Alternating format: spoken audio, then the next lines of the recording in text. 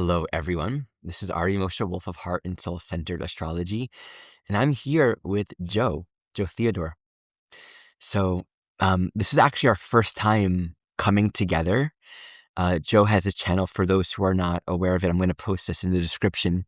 We've both been aware of each other peripherally, but we never actually made the connection. So, we're coming together today to talk about Saturn Neptune, which at the recording of this video, they're going to actually come together finally at the end of this week on the 20th of February. And we're going to just be jamming together on speaking about Saturn Neptune in Aries through the 12 houses. So yeah, Joe, do you want to introduce yourself and anything you want to share? Yeah, I mean, it's a pleasure to be on, first of all, Ari. So thank you so much for inviting me. And yeah, I don't really know what else there is to say except, yeah, my name is Joe Theodore and I have a YouTube channel and I practice traditional astrology mainly. So I'll be coming to this from maybe a more traditional lens, but as a spiritual man, as we talked off screen, Ari, there's a very evolutionary process happening with this moment in time, I think. And this conjunction is really the beginning, I think, of something profound for all of us and even the collective, of course, as many astrologers are constantly talking about these days. But yeah, I'm just excited to go through these houses with you and your audience, and we'll see what we can come up with. Awesome. So Yeah. Joe, you do whole sign, correct? Yes, I do. Okay. Yes. So, Mhm. and so your train, your study is mostly Hellenistic, traditional orientation. Sure. Yes. So, Foundation is based in that for sure. And then modern astrology, of course, has always been a part of it. It's kind of always been like a convergence and a blend for me, right. for sure. And I've done this before. I've done this with Adam Ellenboss. So for those who are watching, it doesn't really matter what house system you use. Apply this to the house system you work with. Um, so for some of you, if it's whole sign, this will be very simple according to your ascendant. So if you have an Aries ascendant, you'll have this happening in your first house. But with other house systems, I use Porphyry. You can actually have an Aries ascendant, and this might be in your second house, right? So to stick with whatever house system, and if you have any questions for clarification, you can post that in the comments. Okay, so we are tuning into what kind of ground? What was the phraseology that you came up with for this? Oh, for me, it's the collapse and reconstruction of meaning. That is something that's just been kind of ringing in my head for, well, months and months, I would say at this point. But I think that's kind of where I think we're all at. I mean, you could see this in the world. I mean, for me, I could like look at the world and go, "Oh, what is that? What's going on out there?" The collapse, and I think this redefinition and reconstructing some kind of a new way of existing. I think, and for me, when I reflect on the Aries house in my chart, it's very much there's a version of myself there that is very much dissolving and asking me to get a little serious about how I'm going to approach some new things. But again, there is this essence of collapse. I don't know why that word. It's a strong word. I know it's pretty intense for some people to hear, right? But I think the moment we find ourselves in, even with the aspects that Saturn and Neptune are going to be providing other planets in the sky. Right. I mean, I think we're in this moment and just a very, very important time for dissolving and rebuilding. So I don't know how you feel about this. I resonate deeply. I mean, the analogy that I've Yeah. been using is the sandcastle one, right? Um, Yes. Yes. I love that. that's like the the um, the delicateness of Saturn, the structures that we built, and the identity and the social purpose, a sense of who we are. It might feel, or it maybe has felt, so solid, or like the faith and the meaning that we've given to different structures of power or authority or seeming solidity. I think that solidity is being revealed now to actually be very fragile, and it doesn't have it doesn't have any skeleton really. It doesn't. There's nothing substantial to it. So the deconstruction, the dissolving, the falling away of who we've been in so many regards. But then Saturn is it's Saturn, right? So there is, especially as it separates from Neptune, in time, Mhm. that's definitely going to reflect a gradual rebuilding process. And I think that the question for all of us is, what does it look like and where am I being guided to restructure, recondition my life with respect to something that's more real? It's more inspiring, more alive, more meaningful, more purposeful versus who I thought I was supposed to be and who I thought I was, where I thought I was going. So Saturn's also very introspective.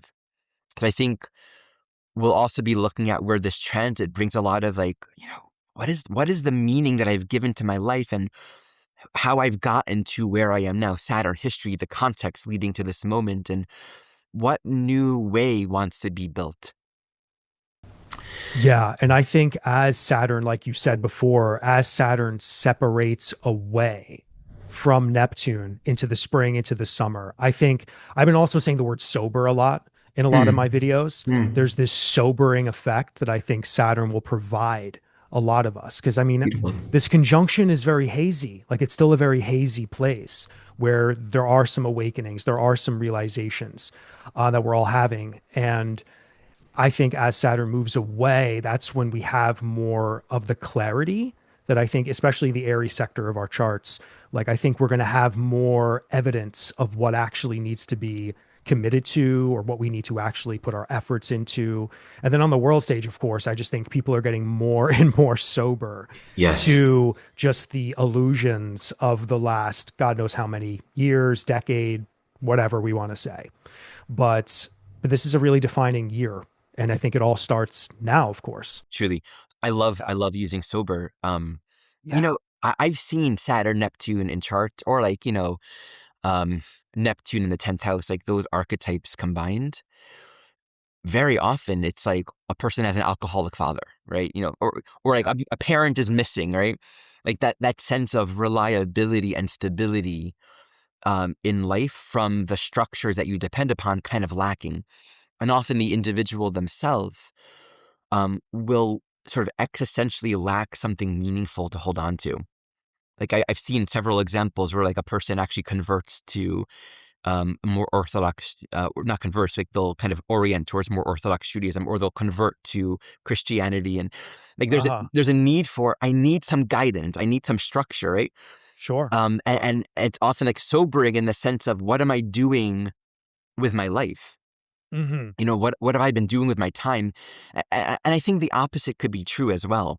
There can be so much rigidity, such a strong emphasis on this ideal of the good person that we're supposed to be, only to realize that it's just like the structures and the way that we've been devoting our time actually may not be super meaningful in and of themselves. So it's like we might find ourselves becoming more conservative in some regards or more Yeah. relaxed, Sure. you know? Sure. Yeah, no, totally, totally. And I think that's where the word meaning comes in, Huh. you know? Yeah, like what Yeah, yeah. meaning are we trying to dissolve? Like what old meaning are we trying to dissolve? What was meaningful, maybe? And now what new meaning has to be reconstructed? Yeah, yeah, yeah. So yeah, the word meaning I think is huge because then again, like I said earlier, there's this dreaming something new into being, and the being is the Saturn, right? With the Mm. meaning, the Mhm, meaning. mhm. Well, how do we get there? What are we going to kick and scream our way there, or are we going to trust that we can build some new systems as we go about this process? You know, Beautiful. but yeah, interesting times we find ourselves in. And there's a real stark Absolutely. quality of taking responsibility for it. I mean, the Neptune is like the Yeah, dream, sure, sure. but Saturn is like, and you have to put effort. You actually have to start to do this work yourself. So Yeah. great. We'll take all of this into our analysis through the signs. So I'll put some time signatures to make this easy, and let's jump in. Okay. Looking at the Saturn Neptune conjunction in Aries in the first house, and let's just, maybe preface as per always, whenever I do these through the houses, it's a great sort of gateway into our own self-reflection. I strongly encourage each person to take these ideas and to see how it resonates and fits into your own life. There's never a one size fits all. And as Joe and I were just speaking, I think this conjunction isn't going to be like on Friday, this is what it's going to be like. It is Sure. very much a developmental arc throughout the entirety of 2026. And especially as Joe mentioned, like we're going to have these periods later this year where we have a stream of powerful aspects triggering and activating along with the Saturn Neptune. So keep this in mind as a long-term developmental process over the next several months. So I'll be starting these, and then Joe will jam on it, and we'll have some natural conversation interaction. We're just gonna riff. We're just gonna riff. That's the word I use all the time. Riff. Yeah. Yeah. So in the first house, we're dealing with how we are each instinctively individuating ourselves moment to moment.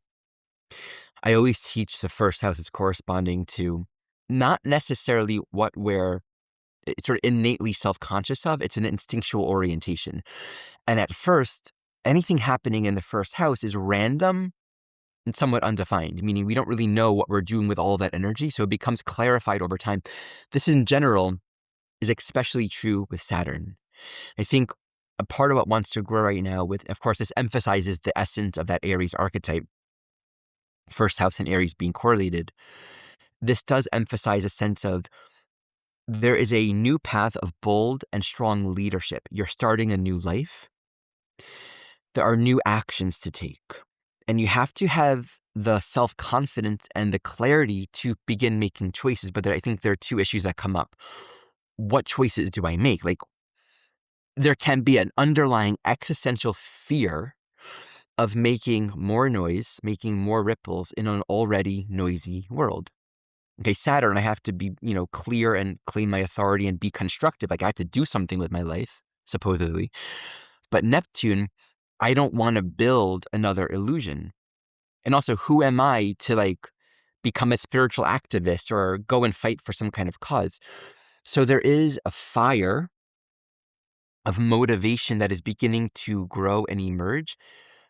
But the direction of that, we should not just jump on, okay, this is the thing that I'm here to do, but also not pause or wait or fear the ways in which we're being guided. I think one of the if we're coming from a place where we lacked motivation, we kind of felt in a very first house kind of weak and not strong. I don't know what I'm doing. There are too many powerful energies outside of me, and I don't know how to respond. And this Saturn Neptune is really inviting you to trust in yourself. And there's a direction, there's a guide, there's an actual active path for you that you are to take in this life at this time. Listen to what's inspiring you. It doesn't matter how small you think you are. You're being fueled by something that is greater than you, and you're here to be an instrument of it. Conversely, if you've been, the archetypal, strong, motivational leader, doing, constantly creating, you might have a lack of energy right now. That can be a big part of this transit. Like suddenly there's no motivation. And I think it's because that first house energy needs to be clarified. Embrace that. If there's depression, if there's a lack of energy, don't just push and go, go, go. This might be a calling to pause and come back to what wants to be done through me. And that might be a little bit of a process of reconnecting with something deeper and more meaningful. Yeah, that sounds great. That sounds great. I think a growth edge for sure with this conjunction can be becoming a living bridge between spiritual or creative sensitivity and grounded presence. So I think identity and embodiment is really huge, right? For the first house, of course. Aries generally. I think embodiment is just a big word to use with Aries.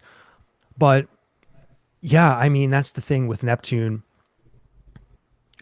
It's going to want to dissolve a version of who you always were and offer this offering of reconstruction to the self.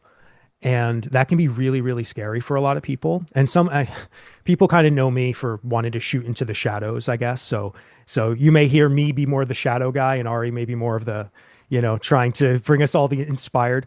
But but yeah, I think it's so important to get real with the first house. It really is the persona, the self. It is who we have always known ourselves to be. It is how the world sees us. And that's going to be going through this death, rebirth, creative spiritual process of reformation, I think. So, but at the end of the day, it's ultimately, I think, going to invite us to be more authentic, grounded, whether this is creative or spiritual, or finding this new dream of yourself. So, yeah, I don't know. That's kind of, I feel like that's off the tip of my head. That's, I love that. This is gonna yeah, be. I'm loving this. Okay, okay. yeah. Let me add to something you Yeah, said here. sure. Um, it, the metaphor of someone that wakes up every day. They motivate themselves with a good David Goggins audio, and they Yeah, just sure. Yeah, run to the gym 5 miles. The Saturn Neptune can sort of be like, I'm just going and going and going and doing and working and achieving. But what for? sure. And I think that could be one of the deeper existential points of feeling completely lost. Like, what for? What am I doing this for? And that the question that really comes up, like, what am I needing to build? What direction actually has purpose and meaning? Like, we can build a whole structure or construct of productivity and action and motion that has no real meaning in and of itself. So but again, it's like for another person, it's like you got to get up early, listen to some motivational videos, and take a 5 mile run to the gym. Like, start claiming and getting going with your life. So yeah, I mean, just like we have to understand that there is a sense of taking responsibility for our own life, but we can't. I like to say when it comes to Neptune, like, we didn't create ourselves, and so we can't create meaning. We can't, like, invent it or just like pretend to make something meaningful that's never going to feel true or meaningful for us. All right. So let's start with the second house. So second house speaks to how we live, how we survive, but also what's valuable, what we've determined to give meaning and value to our life. It's how we're grounding and consolidating personal meaning. Meaning in the sense of like, you know, I like the way this feels. It's like on a most basic level, a strong second house transit is going to speak to like survival and the things that we do to earn a living. It could be the money that we're earning, but on a more subtle level, it's actually our sense of our capacity to feel, our capacity to receive, and to know ourselves, what we value, how we want to live, how to ground, how to be connected to our sensual, internal feeling reality. Um, so on the one hand, this can really reflect the empty indulgence of materialism. Saturn in the second builds wealth, right? Neptune, why? Like, what's the point? So, I'll probably work in general with these two extremes of the undoing of somebody and then like the rebuilding where there's been a lack of structure. Um, so if we're coming from a place where it's like, I think Saturn Neptune can be kind of indulgent and lack discrimination. So there can be a lot of like selfish, indulgent qualities in Aries in the second. Like, I'll just take and do whatever I want and indulge the senses, but very material. I'm very lost in the sensual experience, but without any kind of ground or discipline or structure. It's like, what's the point? Or even like Saturn Aries, I'm going to go kill it and make a whole lot of money investing in whatever. So that can feel meaningless. And also, we can actually get to a point where Saturn says, stop, you can't pass go, and our resources aren't flowing. Like the same thing that worked, like in the motivation, it's like we don't have that same sense of either we have it, but it's empty and meaningless, or it's not working anymore. So this kind of brings up reflection. What are we planting? What is the garden that we're growing? What are the personal skills and resources that we want to be investing in that is actually meaningful and worth it long term? Is it just having things or having experiences or making money? But on a deeper level, like, what's my life for? What's purposeful? What's meaningful? If we've lacked self-esteem and self-value, if we haven't felt like I'm not worth anything, like what's a core Saturn, Neptune? Like, I don't want to have money. I don't want to be materialistic. All these rich billionaires, I don't want to be like them. Meanwhile, you're like an amazing astrologer, therapist, teacher, healer, and you're afraid to like charge for it. So there needs to be some defining of your value. But who am I to be a commodifying, it's like, that's the sort of the question with Saturn Neptune. It's, Saturn, like, it's very material, but Neptune is immaterial. And I think we have to toil with that and be okay with existing.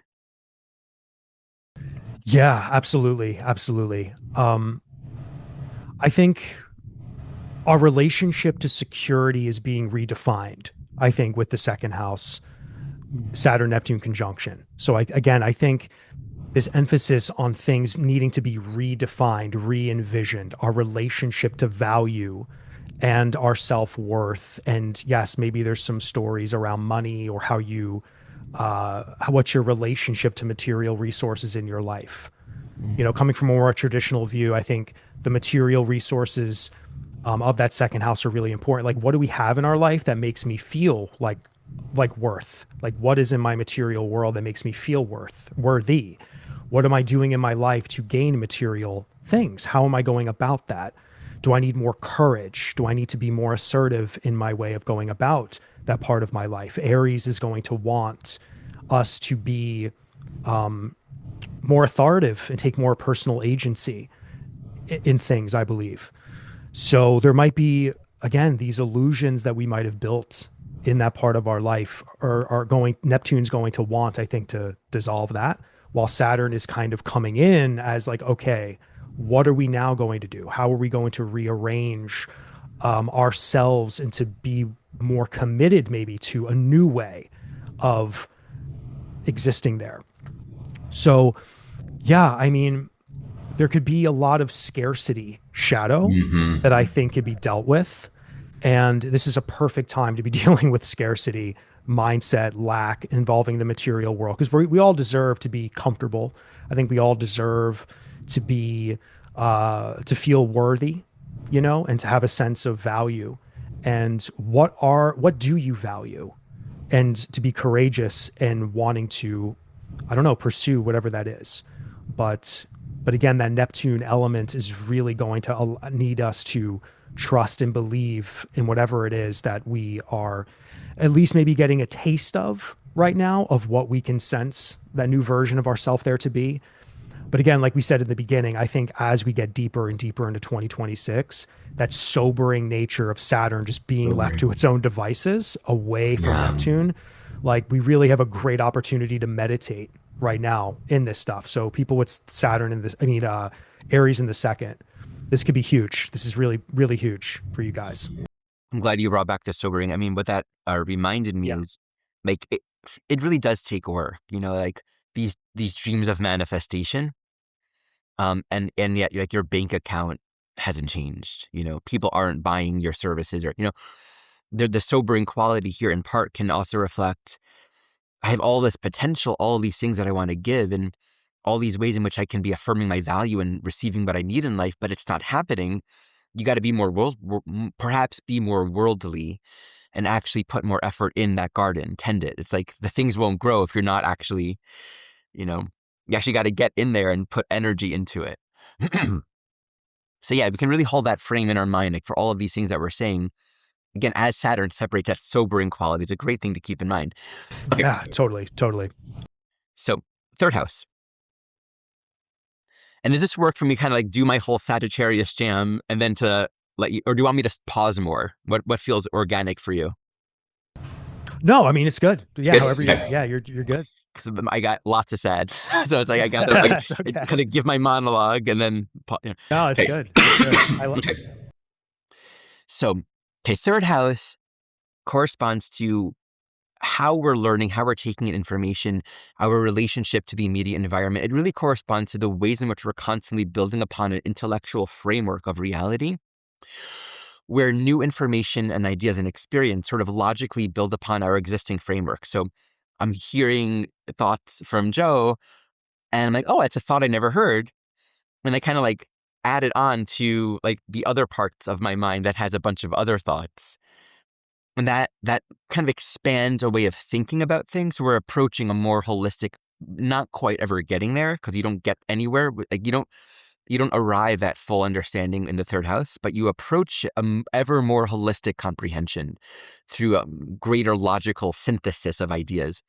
And that's why the key with any strong third house transit is listening. If literally the physiology of hearing is in the third, but also, actually being able to hear new thoughts as opposed to thinking the same ones or interrupting one thought with another thought. And so conversation oftentimes is really exciting in the third house because one person has a thought. If you hear it and you allow it to come in, it comes in the brain and there's new information and you have more insight and then a new thought. And then you share that. And it's an ever expanding conversation of getting to see more of reality. So Neptune and Saturn, Aries in the third, it can be there's a renaissance, a, a, a, a, a vitalization of new and exciting thinking, new and exciting learning. This can be a new research, a new area of study and discovery about yourself, about the world. And of course, practically, you may be called to express ideas that have weight, Saturn, that have purpose. There's authority in them. What are you here to say? And also, like, what's your research project? You need to be able to ask the right questions to unlock the answers that will help you answer those questions, which will then open up more doors for even like deeper thematic understanding. So walk that journey. And it's like on a very simple level, if there's something that you're wanting to learn, you have to put effort into it. It actually requires research, reading the books, asking the questions, engaging the content. I think the maturity that's required with Saturn Neptune is, what do I really want to know? What am I here for? What am I here to write or express? And what do I actually have to cultivate and work on in order to develop that? And also practically and tangibly, your skillfulness as an orator, like your actual ability to communicate and to claim your own authority and sort of be stable and grounded in your ability to listen, take in knowledge, take in data, to communicate ideas, and to present them in good ways. I mean, Saturn Neptune on the one hand is, as per Saturn, everything I've spoken feels it's very much oriented towards a Saturn dimension. I'll kind of focus on the Neptune in a moment. But this is like, if we've lacked a structure, if we've been lacking definition and we're kind of like scrolling, doom scrolling, one thought leads to another, but there's no meaning or direction. This is structure and guidance, and actually learn grammar, like actually focus on capitalization and run on sentence corrections and grammatically correct ways of expressing. Because if you want to say something or do something or really engage in real learning or have an impact, there is value in understanding how to communicate in effective ways. If, on the other hand, there's been a lot of, I'm going to express my views, express my opinions, and be very argumentative. Aries in the third can be very argumentative, be very forceful, pushy, kind of being more authoritarian in one's communication.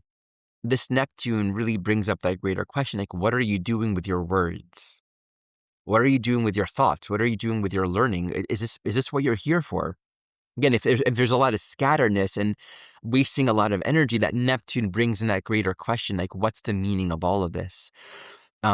Maybe you've written a bunch of books and, you have some sort of status, but it's like the Neptune Saturn is like, it doesn't matter. What are you here to learn and articulate and express right now? So it's bringing more reflectiveness on how we're engaging in the mental learning communicative process. Yeah, I love that. I love that. Yeah, I think a growth edge for this transit for people could be becoming a clearer channel for truth and wisdom, right? And to find out or to explore where misinformation is also part of that story. So I think navigating the Ah, illusory nature of the way somebody is thinking or has always thought is going to be maybe a shadow part of this, maybe in the beginning, I don't know. But again, I think this deeper emphasis on becoming a cleaner channel for how do I want to think? Like, who am I to think this way? So, a deep restructuring around the way we think, learn and communicate. Like, I know a few people with this transit that's going to take place, and one of them just decided to start social media after really not being someone who thought they could maybe go on TikTok or something. So this dreaming and getting more committed and serious on how to speak a new language, because she's also very much into astrology and other things. So She's becoming going to be more presenting her work there more like, presenting more, speaking on camera, things like okay, that. So cool. again, this leap into trying to become more committed and disciplined to use a language she's always studied and known, but now to finally show up as an Aries third house, Love that. and to now creatively work and weave and become more disciplined and committed to her voice, her mind, and to do so courageously. But again, like, I mean, I feel people who have the karma of what happened before this transit, there is some old narratives that need to be addressed and worked over, dissolved, right? And then as we have this Saturn moment too, this is where we get more authoritative and we have to get stronger, in that. So old narratives, that can break free from anything that's going to hold back our mind and our speech. That's So, beautiful. yeah. That brings two thoughts. Hmm. One, in the example of your friend who's getting on social media, oftentimes the antidote to, for many of us, wasting our mental energy. It's an endemic in the world. It's a huge issue. Wasting our mental energy with media, and of course, media it's a third house thing. Both like the medium devices that we use for communication, also just the content that's Yeah. constant, like the way that we're being mentally stimulated. It's all third Sure. house type stuff. Sure. A way to kind of an anecdote to that is giving it direction and purpose. So if you have something to say, consider creating a structure or a platform, and that channelizes your mental energy and what you're doing with your time in a more meaningful way. So I just that it's actually really beautiful because Neptune wants to use the world for a purposeful meaning. Otherwise, the world has no inherent meaning. Right? That's the whole issue here. It's like, what's the point of TikTok? Well, there is none. But if we could use it for meaning's purpose, then we actually infuse it with something holy. And yeah, it's beautiful. Okay, Yeah. so let's jump into the fourth house.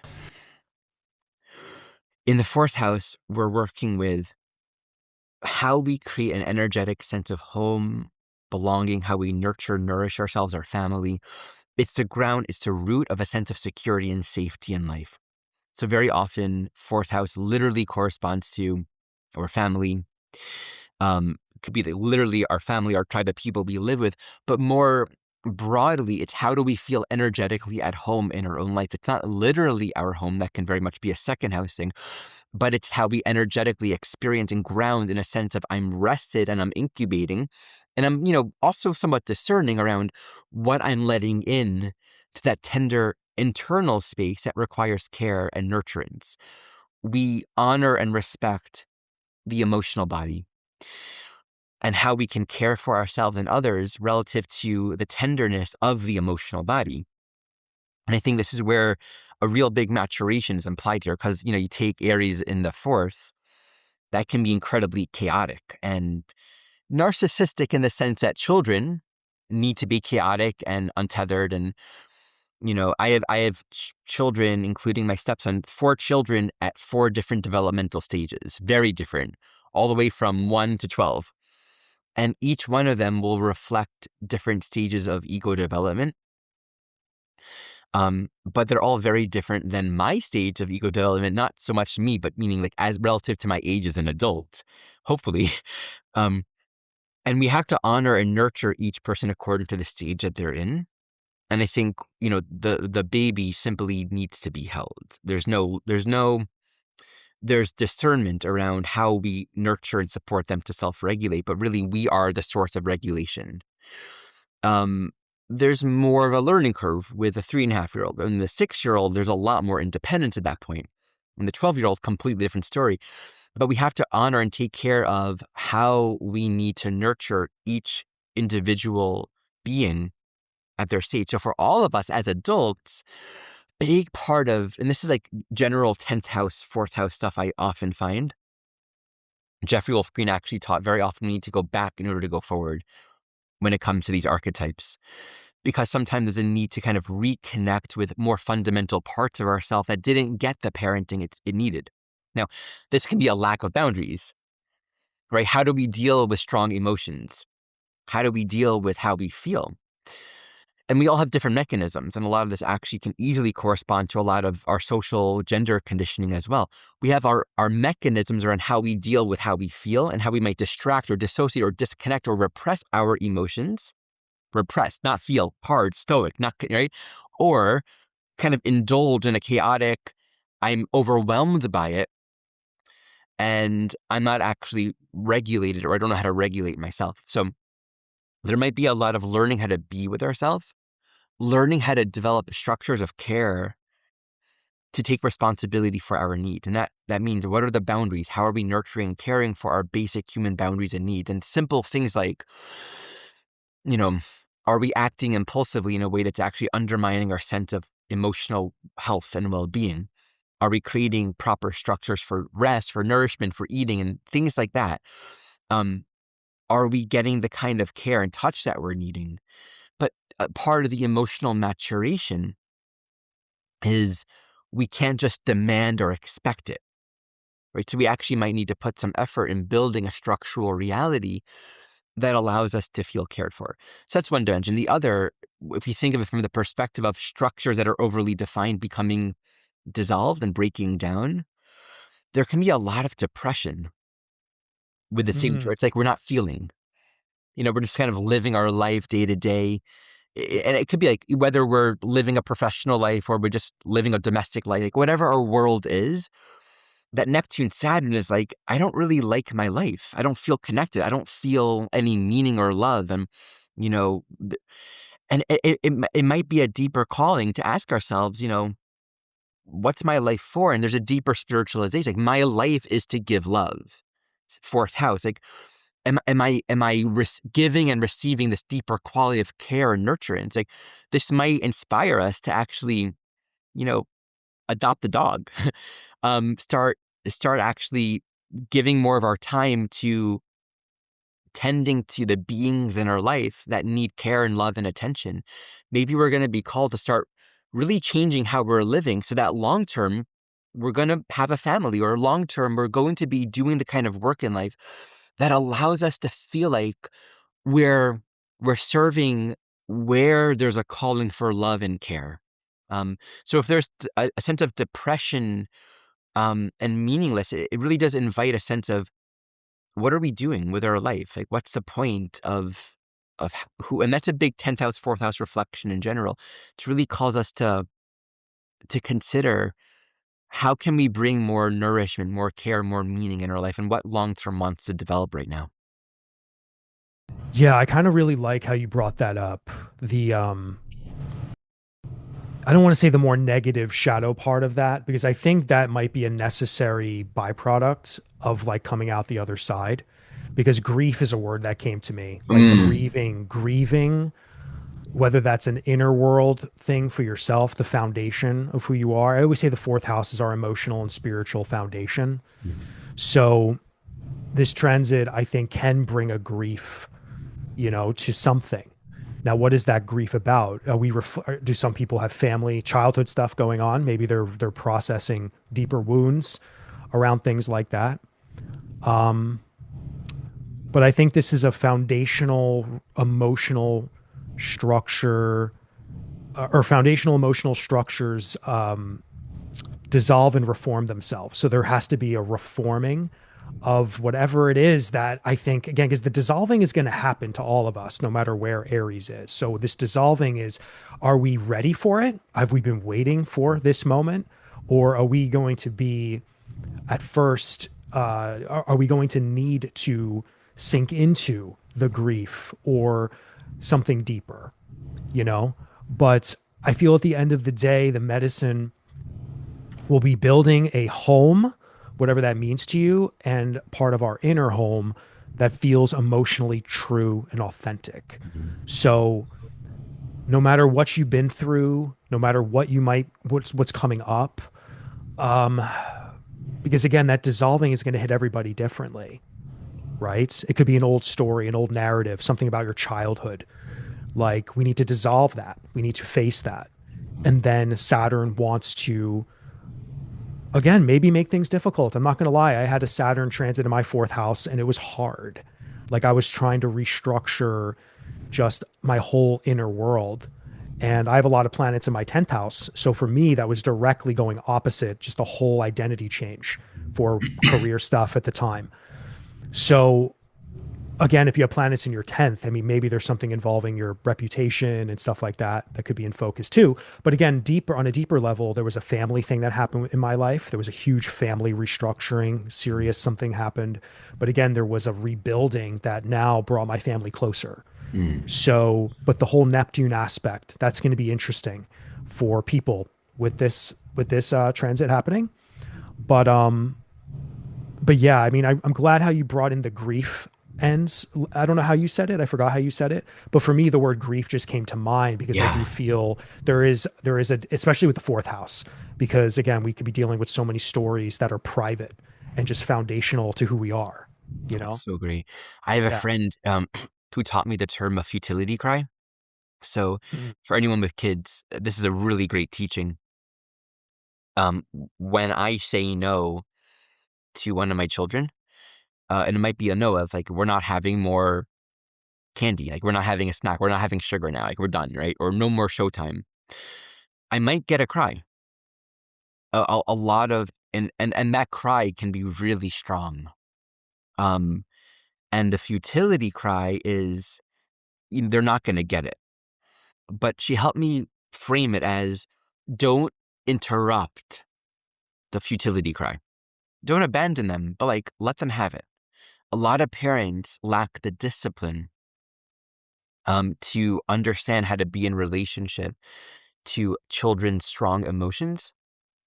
And I think the ability to recognize, hey, I'm not going to get this, and to have to grieve it. Really, when we let children cry and process their emotions and have a full experience, we're actually letting them grieve. We don't often think of it as that. That's literally what they're doing. They're going through a grieving process. And once they come to terms with it, I find every single time there's a vulnerability and a very human availability that I feel for them. Usually they just want to be held. I mean, it's tender because they've connected with an external source of nourishment that they're not going to get. And without it, they have to come back to themselves and almost like start from the very beginning, start from a rebuilding a sense of self. And it's really important as a parent to build a healthy sense of authority where you hold those boundaries and they're referencing your yeses and their no's. So they actually learn to trust you and you learn to trust yourself. So I think we might have to give ourselves that experience. There could be a lot of aloneness. I mean, Neptune and Saturn in the fourth can be like, where's my home? Where's the love? You know, it can be really lonely and scary. We have to be okay with not running away from ourselves, facing our emotions. And yeah, I think a lot of the work that we do in grieving as adults is healing where we didn't have a fullness of experience as children. Yeah. Yeah, I agree. All right, fifth house. Fifth house corresponds to both how we are creatively self actualizing, where we have an individual purpose that's built into our unique creative nature. So there's something that we're here to express, to actualize. But in the same sense, there's this profound internal self awareness that we exist. And so there can also be a hyper subjective self focus that happens in the fifth house, where we're overly aware of what I look like, how I'm expressing, what comes out. Do people like it? Is it appreciated? So on the one hand, this brings a lot of self reflection. What is my purpose? Like, what am I here to birth? What am I here to express in this world? If there is an overemphasis on being somebody, being important, being seen, being special, Neptune Saturn is really dissolving that stack of cards. And I think there are many ways with this signature where we can feel like we're doing something important in the world because we get a lot of likes, or we get a lot of attention, or we're respected, or we have a status. And this is like a general Saturn and Aries thing. It's like your status and importance and social role has no meaning innately in itself. The fifth house wants to point us to what really inspires us, not what gets applause, what looks good, but what actually is motivating a sense of purpose and direction.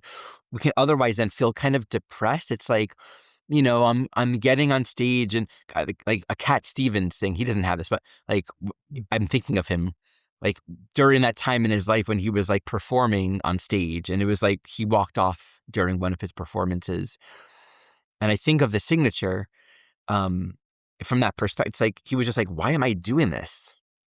Like it can get so meaningless, and you can be like a an activist speaking out for something. You can be an artist. You can have your own channel. Any kind of fifth house expression where you're standing out and you're doing your thing. But it can kind of just feel like I'm not excited by it.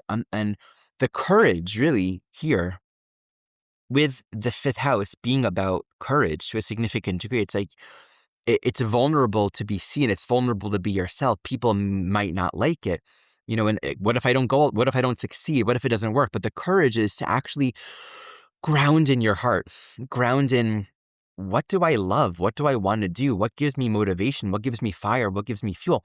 And you may not know that. Saturn, Neptune, if we're coming from an overly defined structure, you may not know what you want to do. But I think about, your friend who's getting on TikTok, a very similar dynamic. For many souls, this might be a fire under your butt to just believe in yourself. Like, get on TikTok, advertise yourself, like send your message, do your work, present yourself, like build your website and like come up with a name and like brand yourself. If you don't know what you're here to do, the answer is you already are you. And so this becomes a study in getting to know what it's like to be you and what wants to be birthed.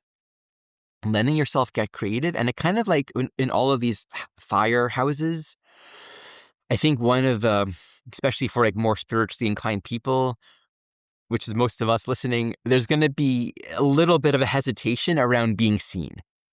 Right? We tend to move more in that direction of, I don't want to take up so much space. Aries in the fifth, I don't want to be all self-important. There's too much of that. It's like, well, then who are you to like get off the stage and let all the other assholes take up all the bandwidth? Because there's a lot of that right now. And I think you being an emissary of love and meaning and inspiration is actually what the world needs. It's not about being another self-important ego. But it is a lot about allowing you to exist so that something meaningful can come through you, so that the world is infused with good energy, not just what other people are doing with it. Yeah, I love that. I love that. I feel the word creativity with the fifth house is interesting because it's not just, ooh, art, like let's get more creative. It's literally creating how you want to express yourself there. Mm. And I think creative work, and again, use the word creative however you want, creative work with this Saturn Neptune story, I believe can become more devotional and meaningful and spiritually infused. So again, I feel this idea around devoting yourself to a way of expressing over time and getting very serious and committed around that. Maybe if you've never done something before. Someone very close to me in my family, she actually, when Saturn and Neptune officially met last year, she got the idea she wanted to write a book, and she's like a scholar in her own right. A fiction book, though. And now that these planets are back, she's finally querying the book. So she wrote it in the entire time. And this is her fifth house. So again, she, in her case, very devotional to a new way of expressing herself. And she's never done this. She's never embodied her Aries fifth house like this ever in her life. And I mean, if she becomes successful, who knows at it? But again, there's a very there's a process unfolding in these early days where it's being taken very, very seriously, and also the dissolving of any fears that I think she might have had around this expression. And she's a very shy person too. So Mm. so again, it's a whole it's so yeah, I mean, just depending on how we look at the fifth house, again, this dissolving of our uncertainties of expression and creative, whatever that means to you. So again, this doesn't have to mean be an author or arts, but it's how are you showing up as an advocate for your own self, Mm. and what do you want to give yourself and the world, and what can maybe even be inspiring and fun in the process. I mean, the fifth house, after all, is about doing something maybe for one's own sake and to have a little fun. So not necessarily like the third where we were talking about that, we're just like this with our mind and our speech and getting more courageous, involving how we can approach that and get serious about that. This is a little bit different because I feel this kind of encompasses a lot of different areas of expression. It's not just maybe like thinking and speech. It's like a whole body thing, you know. So Beautiful. That yeah. fun that fun piece brings forward, there can be a hedonism Mm, on one extreme, right? So to understand that like this is definitely not a let it all go and party kind of signature. And yet, if there has been too much rigidity, too much like, what am I doing? How do I do it right? You might want to embrace a little more of that hedonistic. mm, How can I just enjoy myself? And a great frame that comes around this, building a life of fun and creativity will take time, right? To kind of bringing in that yeah. discipline, having real, good, responsible fun is, I think, a good Yeah. phrase for this. Yeah. Sacred practice, I feel, is a word Mm. that comes to mind too. So again, like making whatever you are doing there or whatever you desire there. Or for example, the person very close to me writing this book, it's like there's a sacred practice that has come Mm. because of this. Like a writing bug has bit her, where now she wants to be a writer. That's So it's awesome. like that dream is alive now. So I love interesting that. stuff. Yeah. All right, sixth house. Sixth house is the area of life that corresponds to how we tend to all of the details in our life in order to do the things that we need to do. There's an ongoing process of refinement, cultivation, correction that occurs in the sixth house. Any time there's a strong sixth house transit, it's going to correspond to any area of our life, either like our work, the things that we're doing, the skills, as an astrologer, as a therapist, or whatever, right? There's a skill set that we're improving and working on. There's technique, there's practice, right? But also like brushing your teeth and all the different ways in which we're maintaining the ground and the functionality of our human physical existence, but on every single level. It doesn't just relate to career or work or your job or your home life. It's everything. On the one hand, this definitely calls for, if there's been a lack of structure, if metaphorically you walk into your home and it's a mess, or you have an inbox full of like unread emails from the past 3 months and you have to update a bunch of plugins and everything's falling apart. This can correspond to an extreme crisis of disorder and anarchy. Everything's a mess and it's dysfunctional. So then naturally, Saturn Neptune in the signature is bringing some structure and order and self-direction into the crisis. It can feel overwhelming. There's a sort of humility that's developed. Oftentimes people think of sixth house as like humility and service. It is, but I think the deeper humility that comes with sixth house type stuff is simply the humility to not be perfect. Like to do your work, take it one step at a time, and be okay with the long-term process. So if there's something to clean up, if you've been neglecting necessary work and self-effort and self-cultivation, this is a strong invitation to recognize life isn't going to heal or improve itself on its own. It requires our active participation. So your life, your body, your health, your business, your routines, whatever it is that you're needing to tend to, this kind of like getting realistic about the work and the effort that's absolutely required to maintain some kind of functioning well-being. On the other hand, the signature can feel incredibly stressful. So if we're overly rigid, like there can be a sort of perfectionist quality here where you're overdoing it and burning yourself out on both ends. Take the example of a practitioner. Neptune in the sixth in Aries, I mean, there can be really inspiring, well-intended desire to be in service and do good, but there can be a lot of overcompensation. So you're doing your job, but there's a hyper-perfectionism, and it creates a deep internal isolation, aloneness, and stress because you're trying and you're working too hard and you're burning yourself out.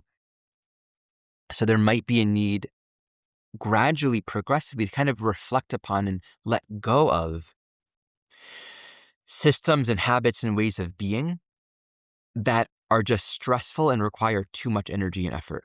You can spend a whole lot of your day being productive and like checking off all of the things on your list and giving an astrology reading that's like 3 hours long that covers every single aspect, and you're making sure you get all the quintiles, biquintiles, septiles, triseptiles, and then applying the evolutionary framework and understanding the past life context implied here, and researching what does it mean when it's like balsamic to the North Node, but the North Node ruler is conjunct the South Node ruler squaring Pluto. Like there's so much meticulous mental control. And I think Neptune in the sixth is like, do you need to be that perfect and like cover every single territory? It's about ultimately the things that we do and the life that we live. It's how is it serving? How is it helpful? How does it improve our lives? Like the purpose of improving our life is not for material purpose. Like all of the things that we're doing is because this life is holy. This life has higher meaning beyond just the maintenance of the things that we're maintaining. Like having all of our shoes in a nice row means nothing on its own. So there might be a lot of introspection required to re-envision and reconnect with what truly is the work that I'm here to do. But again, it's like if we've been avoiding it, we might need to actually start to take responsibility. If there's a project or a book you want to write or a thing you want to do, it's not going to happen on its own. And it's like, how am I going to do it all? Start one step at a time. And you might have to, the sobering quality here is big. I don't know if you've noticed this too, but I generally observe that alcoholism in general tends to be a very strong 6th house, 12th house phenomenon. Not exclusively, but very, very often. Or from like an AA point of view, this idea of recognizing I've been avoiding myself. I've been avoiding my life. I've been creating these crises and these issues by not addressing the problems that I actually have by running away.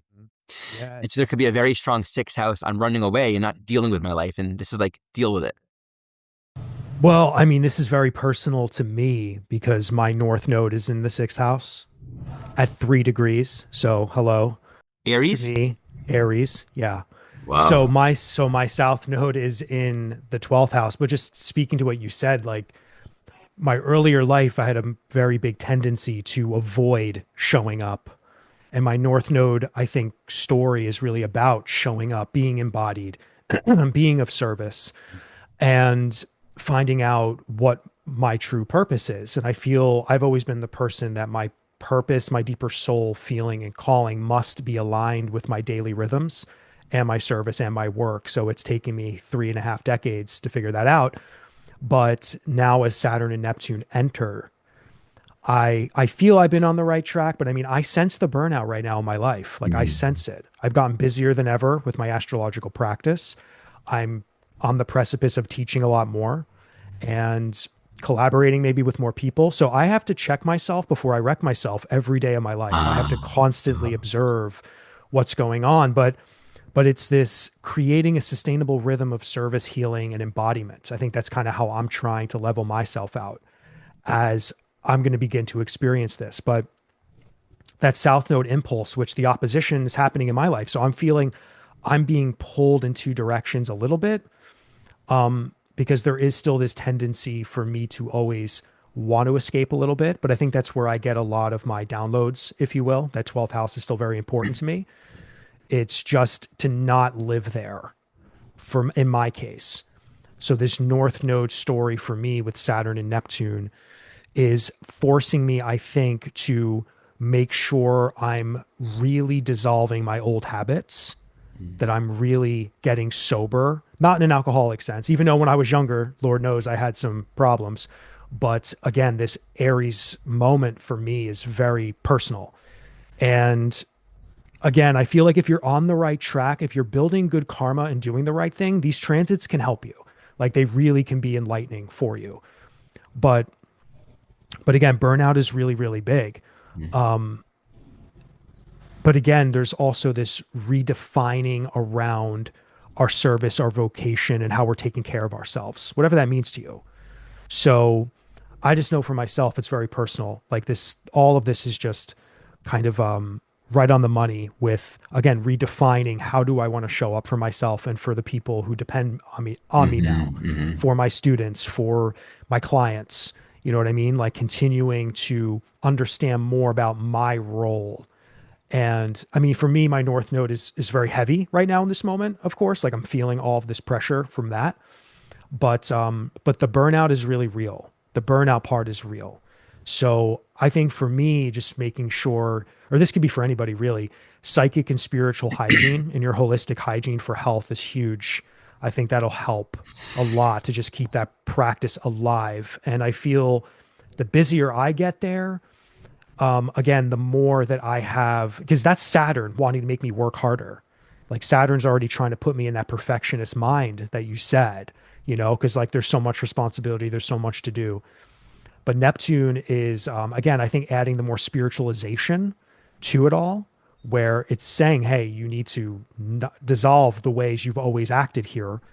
And maybe you do need to get a little bit more creative or spiritual with your life in the process or something like that. Yeah, yeah. So again, creating a sustainable rhythm of service and healing to yourself, your whatever you're serving, I think that's some good advice. What I'm hearing that too is the importance of Yeah, discernment, because sure. there are potentially so many projects or things to be working on, and especially if if you're coming from an orientation of wanting to give and provide and serve, that sixth house can become kind of masochistic in creating situations that are self undermining. And so it's like what one of my there's nothing I celebrate much more than witnessing a heavy sixth house or Virgo type person begin to say no.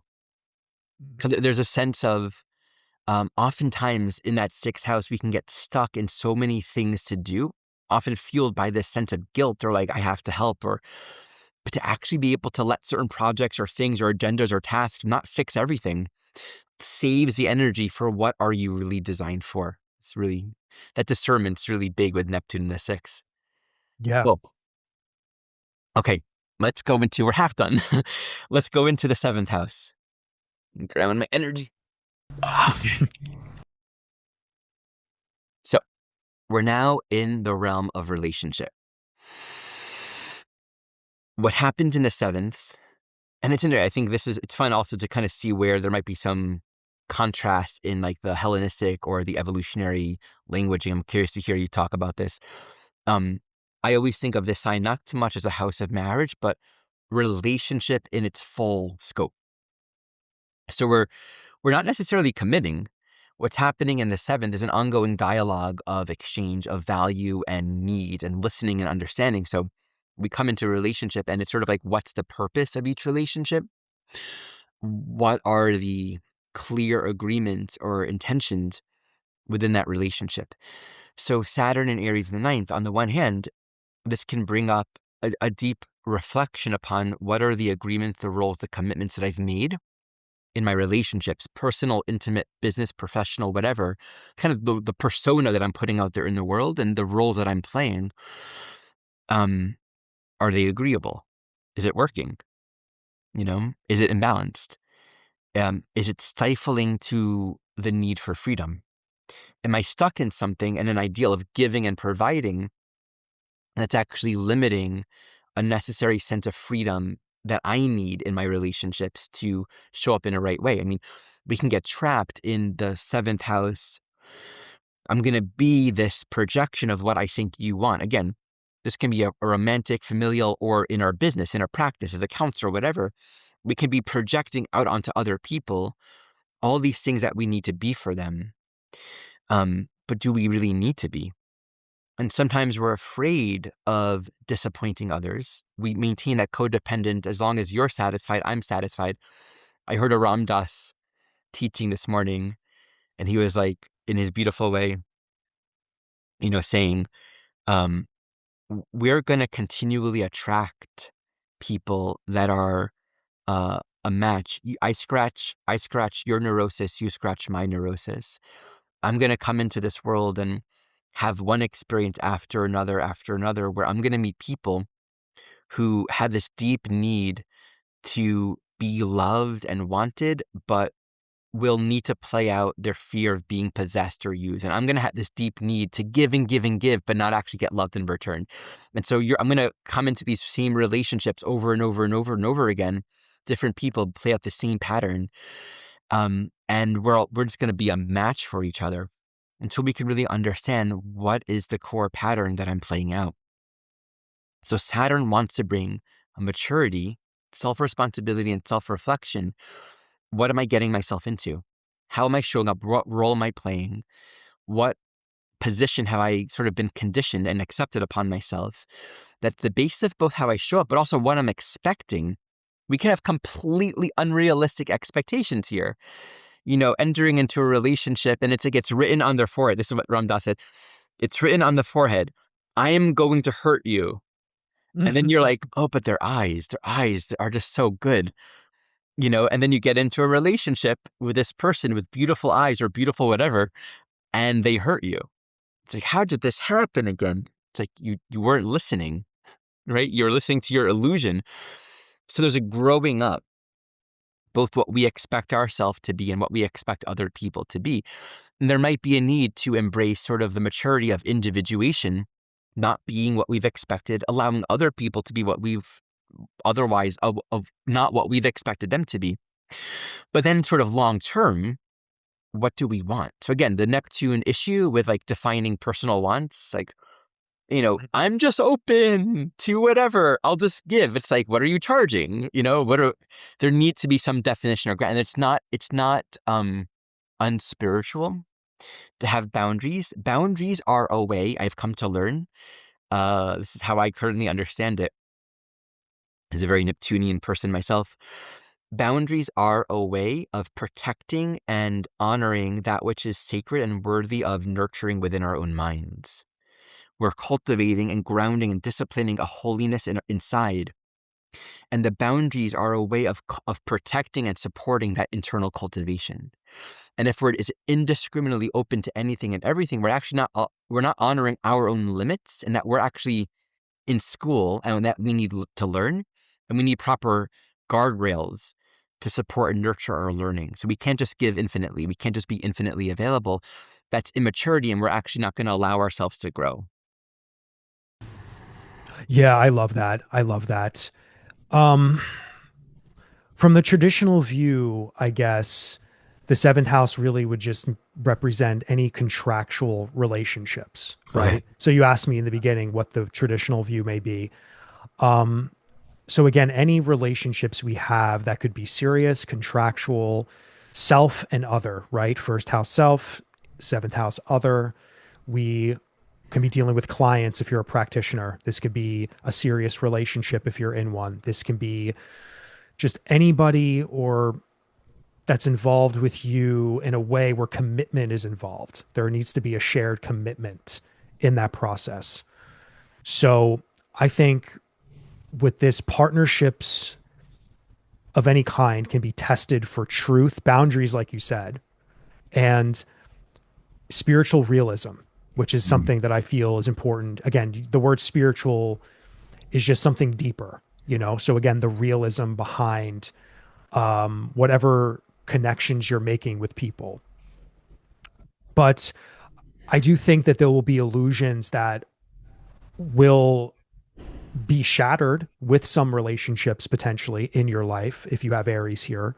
This could be a great time for building relationships or rebuilding a relationship or whatever the case may be that's rooted in a grounded commitment and seeing through what was no longer what or seeing through what no longer is working for you. So again, the boundaries part of it, or our relationship to relationships period might need to be reworked and reorganized, you know?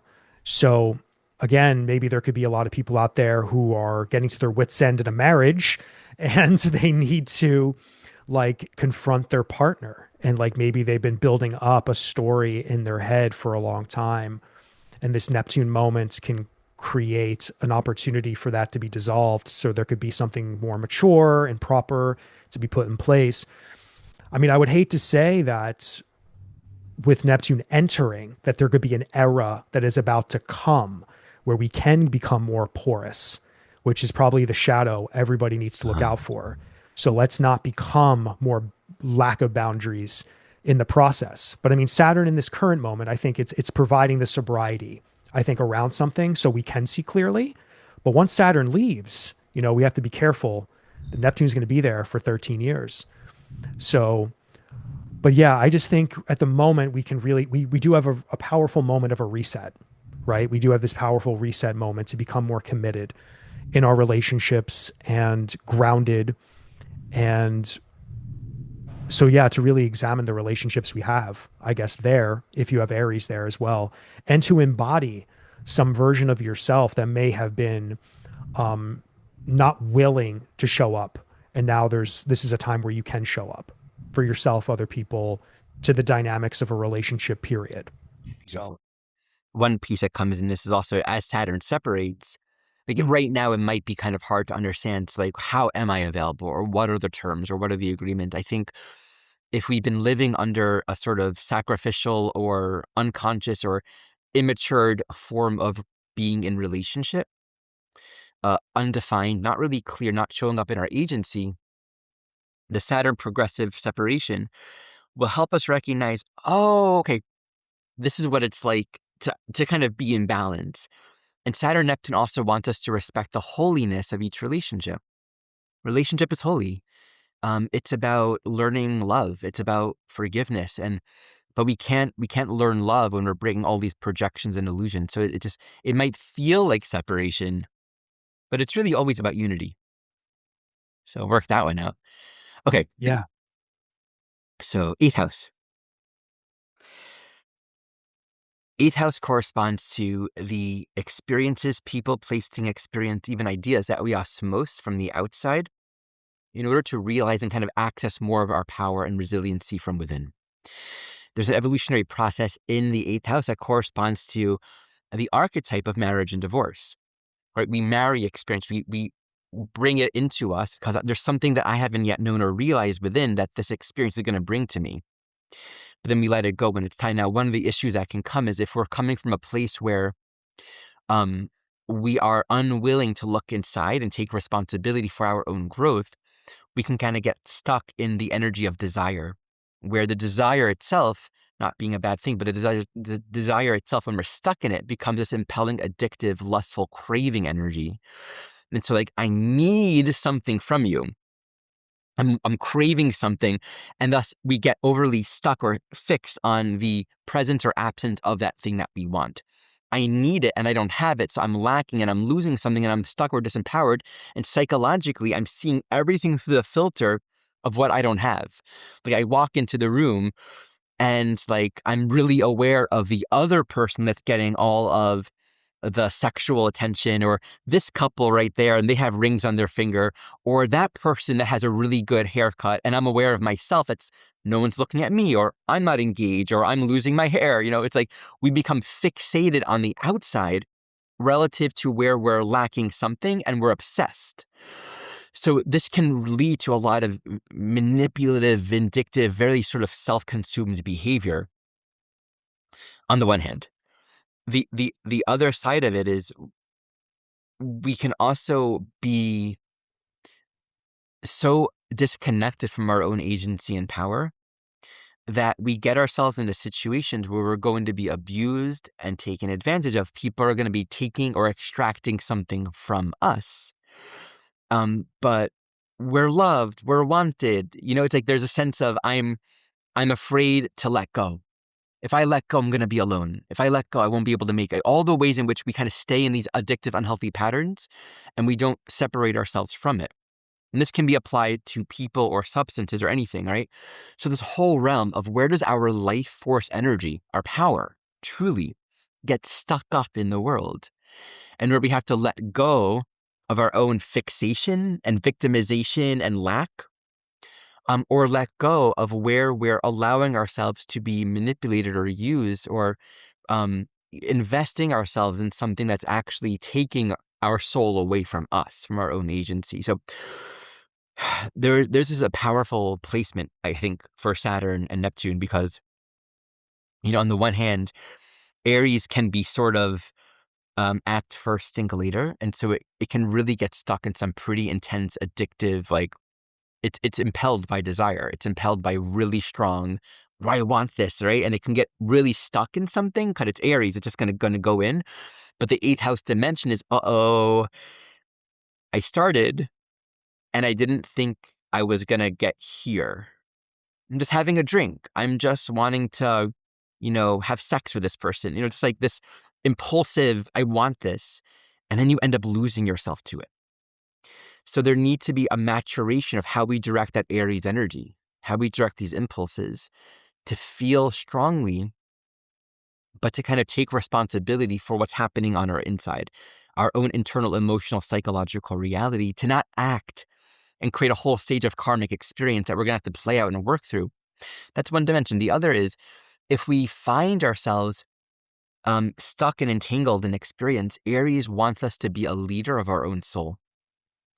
Be willing to let go and make any decision necessary to eliminate from your life whatever is keeping you from the freedom of your own soul. And that might be hard. Saturn, Neptune is like, I need strength that I don't believe I have. And so it might mean turning towards guidance and resources, or osmosing a spiritual system, or guidance or instruction, studying psychology, really going into a deeper exploration of what's really going on within me, beginning to work on some practices to build that psychological strength and resiliency to actually make changes. And I'll say one more thing on this. We can find ourselves in a situation that maybe it may not be volatile. It might be the absence of intensity. Like, we're just not feeling connected to our power. We're not making any big choices. We might be in, maybe it's not an abusive situation. Maybe we're not addicted, quote unquote, to anything overtly, but it's, energy isn't flowing. And so we're still kind of stuck in a patterning of life where we don't really feel like we're connected with our power. And so we might need to take some time to kind of, like water dripping slowly, kind of get to the bottom line. Where am I not in touch with my soul? What are choices that I forgot, like power that I have inside of me that I forgot? Like, we have to ask ourselves the question, why am I here? What is my purpose? What is in my evolutionary program? What am I not saying yes to? We need to actually kind of access our desire nature to be able to say, I want something different, and to be able to concentrate and discipline ourselves to really make true changes to go for that. Yeah, I love that. Oh my God, there's so much there, so much juicy stuff there. Yeah, the eighth house, I mean, generally for me is a place for trauma, intimacy, and the underworld, whatever that means to somebody. And to me, anything that's buried beneath the surface is the underworld. So, but again, the eighth house is a place where there's shared intimacy, resources, the psyche and the subconscious. So again, anything that has been lingering there that has either been, because I think Neptune ultimately, again, like we've said a lot, this dissolving and creating a deeper space for something psychologically. And transformation is always the outcome, I think, when we figure out how to reconcile or work with eighth house themes, whatever somebody's individual story is. So I think the growth edge for this transit can be a conscious initiation into deeper intimacy. How do we deepen the intimacy? And the psychic truths that we might have throughout this process. So you mentioned like Aries, this compulsion and this aggressiveness to it. This could be a time where that just has to, there has to be an awakening or an ego death, maybe even. There could be a lot of that. And that could, in whatever dynamic we're dealing with, that could be maybe one of the harder aspects of this. But, and we definitely don't want to fall into escapism around the things that could be painful, because I mean, I have placements in the eighth house, and you can't avoid trauma. You can't avoid things involving emotional intimacy. You can't avoid it. Like, it is just a place innately, it's a darker house. It can't see the first. So there is innately something different and detached, I think, where our psyche is always trying to undergo some kind of a different perspective. And it's very psychic to me as well. So there's a lot of emotional undercurrents that we pick up from life, from others, and then also however we're picking up information just generally. So we don't want to avoid and escape into escapism with Neptune. But in this moment, I think Saturn could be a beautiful, sobering, again, to use that word, force to kind of get us in alignment. And again, to maybe bring us more into a deeper intimacy with whatever that is. So, I mean, I think shadow work, trauma healing, I mean, again, to get more into spiritual sense, I mean, maybe there's a lot that we could probably look at for anyone with Aries in the eighth house. So yeah, I guess it just depends on who we're dealing with here. But I mean, there could be a lot that resurfaces, we have to deal with it. But the whole awakening and shifting of how we psychologically show up and handle things, that's really what I think is under the microscope. This reminds me that just like the water Yeah. houses in general might all bring with it a sort of loneliness quality Yes. to it. Sure, sure, sure. And I think Aries in the eighth, there can be a strong like I've often seen in my work Neptune in the eighth. First, Neptune in the eighth, just like Pluto in the 12th. Obviously not for everyone, but very, very often there is within many souls this incredible strong desire to return, to leave this world. And it can be suicidal in its most extreme, right? Because it's like I want to I want to let go of all of the pain, the loss, the wanting. It's like, and so it's like shedding and letting go and dying, but it can be so extreme where it's like this desire to just kind of come back home, but that can be distorted. And that's why also like you can really get lost in sexuality from the point of view of like, I'm craving something deeper, more meaningful, right? There might be a very stark, like being thrown back to yourself, the absence of someone or something that you were otherwise really holding on to or craving, and like feeling like, you're not getting your dose. And that can be really, really hard for a lot of people, like in a way of real addiction, to not get that thing that we were otherwise feeding on. And we have to be able to kind of connect with that. We have to be able to go into the darkness, and ask, okay, what aspect of my own soul have I been avoiding by way of focusing on the outside? This is like Tantra in the true sense. I read something really beautiful lately where this teacher was asked, like, why don't you ever talk about sex? He was like a tantric teacher, but he doesn't talk about sex. And I loved his answer because we can get overly materialistic with tantric type stuff in this day and age. And he said, because it has nothing to do with sex. It's like, start right now where you are. What do you feel? What do you desire? What's alive in you? Now just get quiet and do nothing. That's Tantra. Feel all of it. And how deep can you? He said something to the likes of, go so deeply into it that it begins to transmute from the inside. And of course, that's like a general, we always, not always can do that, but to be deeply with the longing, the wanting, the desire, but not necessarily to act on it, and to actually let it inform clearer direction. And if there's an acting, it's not acting from lack or confusion. It's acting from purpose. This is the next experience. This is the next step of my journey. And to claim that with maturity, not with lack and fear. All right. Okay, ninth house. In the ninth house, we are continually expanding our understanding of reality. We're cultivating deeper insight into both our personal life, like where am I going? Like what's like the larger storyline, the story arc, like the punchline of my life, but also like cosmologically and philosophically, what's the meaning? What's the design of life? Like what's it all about? So we're seeking insight and philosophical cosmological awareness in the ninth house, and it's going to reflect always any strong transit in the ninth speaks to there's a journey of realization. And to have a journey of realization means we don't already know. Okay, so there's a starting point of I don't know, and I'm here to find out. Again, quoting Cat Stevens, I don't know why I don't usually do that, but there's so much left to know, and I'm on the road to find out. He actually had a strong ninth house in this case. So, and has. In order to find out, there needs to be an absence of pre-conviction. So if we're on the journey and we already know everything, and we know what's going to happen and how it's going to go, we're not really on the journey. We're just replaying ideas. I think Aries in the ninth generally emphasizes the need for sort of bravery and leadership to be out on the wild open road journey just by yourself. The open wilderness, you have to trust your instincts and trust your intuitive instincts moment to moment. You don't know where it's going to go, and you might feel lost. That can feel very scary.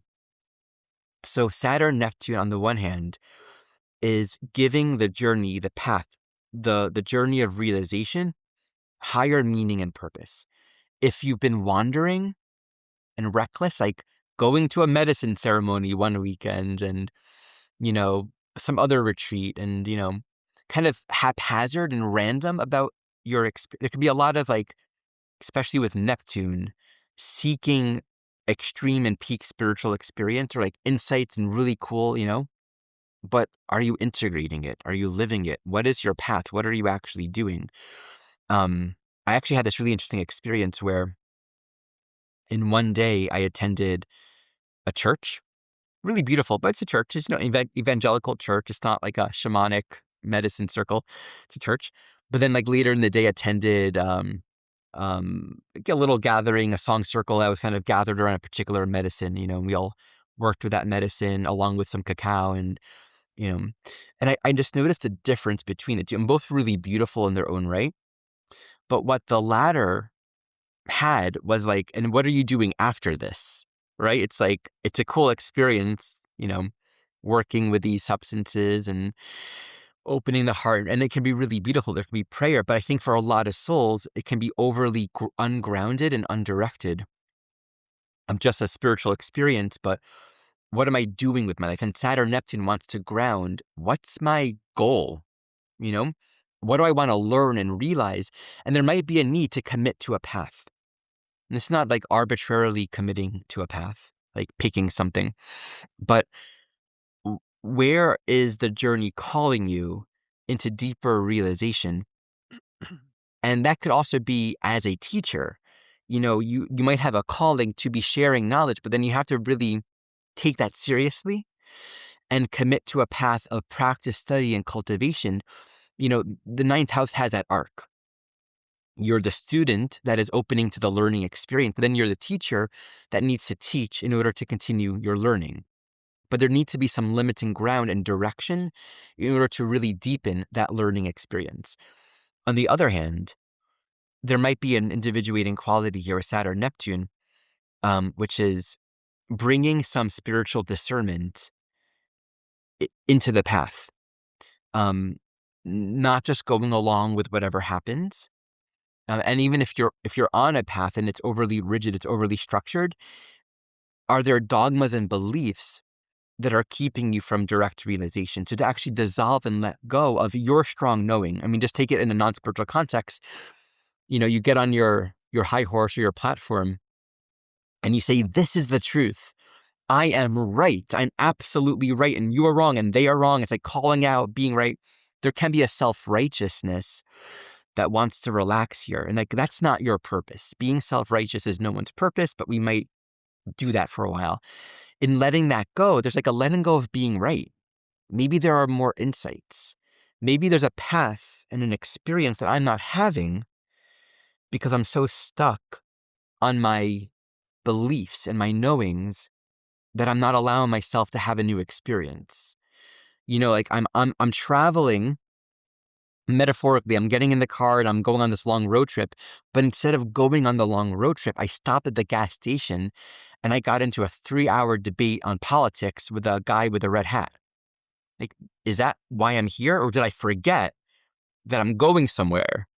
And then your mission, your purpose, your communication might actually be more powerful as a teacher if you don't get distracted along the journey with all the things to prove.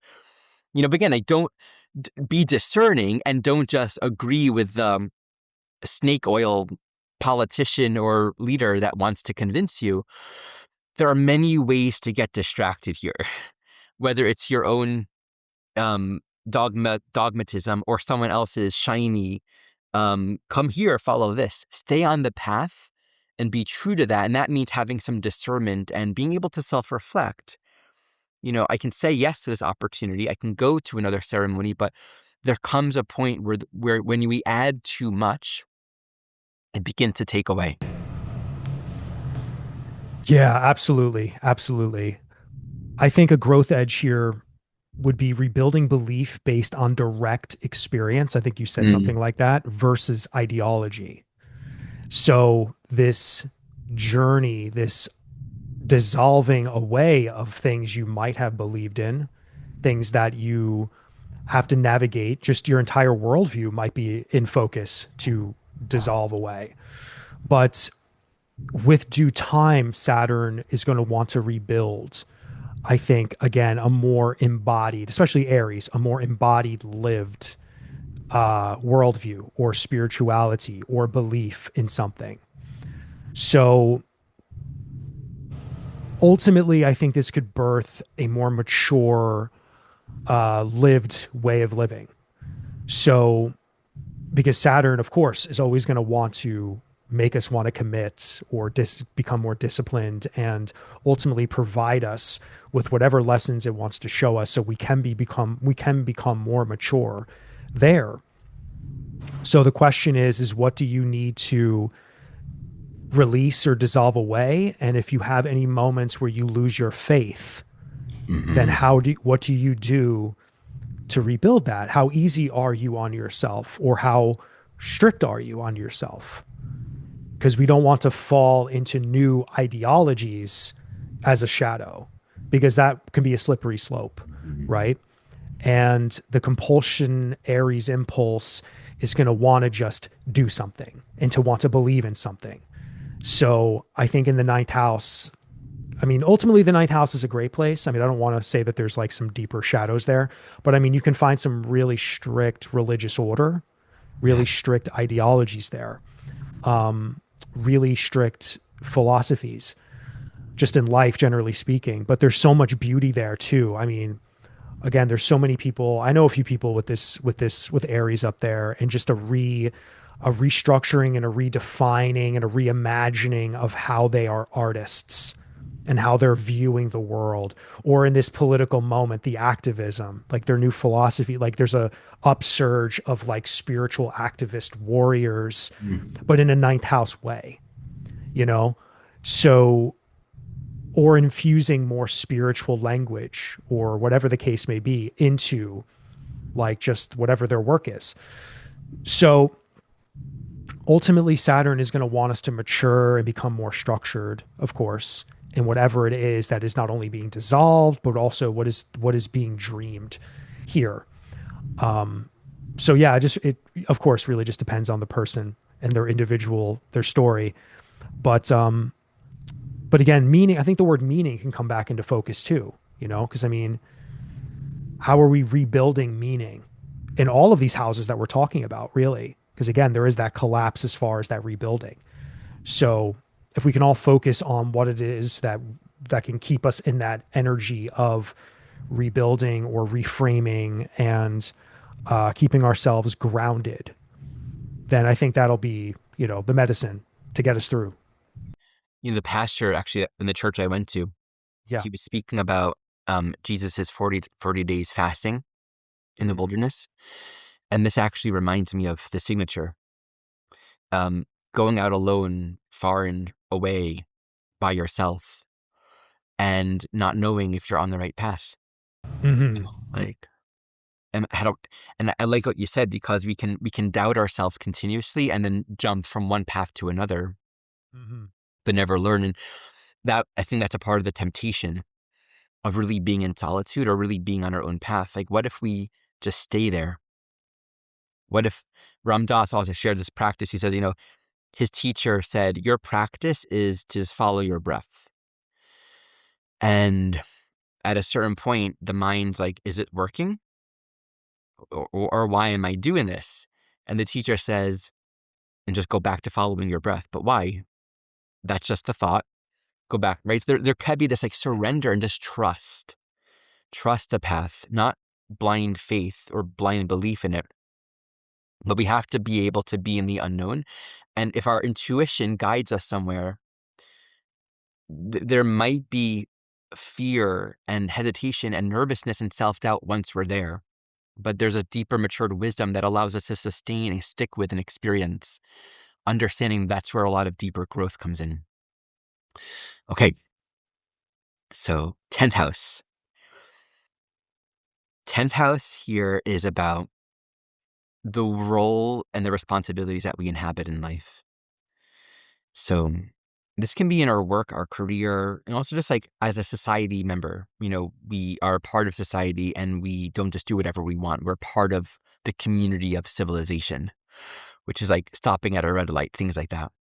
It could also be, as a parent and the responsibilities that you have to create structure and guidance and form. And there's a gravity of self-awareness. Like, what am I working on? What am I working towards? What am I cultivating? What am I building? What is sort of the deeper arc of my own self-cultivation and self-responsibility in life? This particular signature, on the one hand, can be really depressing. Because, Saturn, Aries, Neptune, the 10th can point to, it's like, I'm waking up every day. I put on my hat, put on my suit, go to my job, come home, and maybe I got the stickers from society that says I'm doing a good thing, I'm a good person, I'm getting rewarded, 10th house, reward and punishment. Um, how much of our life is built around the structure of I'm just trying to be a good person. I'm just trying to make sure I'm not a bad person. I'm just trying to make sure I'm protecting myself from the possibility of external judgment. I think this is like this emphasizes the Saturn dimension of this teaching naturally, how much of our social identity is built on this protection around a deeper shame. If I don't be this or fit these boxes or become this kind of person, I'm going to be judged. I'm going to be bad. I'm going to be wrong. And we see in society right now, the Saturn Neptune, all these people with status and authority that they've done really corrupt things. And most of them aren't and probably won't admit it or acknowledge, seek to correct it. Because to do so would be to acknowledge that they aren't this spiritual teacher, health guru, political figure person that has been respected. They got their stickers. Like, I think children, you give them a little sticker if they do their chores or whatever. As adults, like, I want my stickers. I don't want to do the wrong thing. When I ask a child, oftentimes if this child's a lot of Capricorn, one of my kids, if they made a mistake, if they hurt their sibling, their first reaction was, but it was an accident. Instead of, yes, I did. Right? The ability to take responsibility and accountability for our actions is often obscured by the shame or the fear of judgment. And I don't want to be a bad person, but then we never really allow ourselves to just acknowledge. So if there's like a lack of, if we've been acting in a way that isn't in alignment with our own ethic and morality, if we don't feel like we're being the person that we want to be, even if we're checking all the boxes and it looks like we're being a good person, we will feel very depressed and disconnected. And we have to be able to say, like, what am I here for? We might need to sort of rest and unravel and take some time to actually access, what do I want to do with my life? What's my purpose? What's my long-term goal? It might mean making some active Aries changes and decisions in our life to dissolve the structures of authority and just the structures and the conditions that we've been living in that have become so crystallized that it's just like what we do every day. But there also might be a need to take responsibility. Aries in the 10th house is the misuse of authority. I have power, I have authority, I can do whatever I want and not accept the consequences. And I think there comes a point where that karma runs out. It's kind of what's happening collectively. You can drive recklessly in traffic for a while, and like I've been doing it for 10 years, crossing red lights, and I haven't gotten a ticket or I haven't gotten into an accident. But there will come a point where something happens. And that might bring a gravity of self-reflection, like, oh my God, this just happened. I thought I can get away with it. Neptune is like, you really can't get away with anything that isn't in alignment ultimately. And so it dissolves the irresponsibility, the immaturity, where we haven't allowed ourselves to grow up. So there might be a need to get really here to get sober and take responsibility for the life. And like, what am I really doing with my life? What am I building? What is actually a deeper long-term purpose for my existence? Yeah, absolutely. Yeah, we need Aries 10th house people right now to kind of go through that ego death, to go through that feeling of disorientation around their direction. And because that's probably one element of this, that disorientation around who they are as far as maybe what they're known for. I mean, again, we can bring in the public work element to the 10th house. And they must be able to find the deeper meaning and purpose in their direction. Otherwise, there will be just continued confusion and delusion around their vocation. And yeah, like, I mean, I know somebody who is actively going through burnout in their career, and they're completely just sort of like walking away from Uh-huh. that. So Yeah, again, yeah. talk about going on a 40-day and night journey in the desert. It seems like that's probably what's in order for them right now. But what are they going to learn from this? And I think Saturn might require that person to build a new direction or a new calling rooted in some kind of service in involving what is integral to them. So integrity is huge, I think. Mm-hmm. Saturn maybe wants to whip into shape a little bit of, hey, what do you actually stand for? Like, what do you actually want to build? Like, how are you actually being humbled in this moment? You know? And over time, I think Neptune will provide a softening for maybe the Aries people with the 10th house, because that Neptunian maybe wants to make things a little bit more porous there. But yeah, I mean, I really liked what you were saying though about the direction part, because I feel Aries people up there,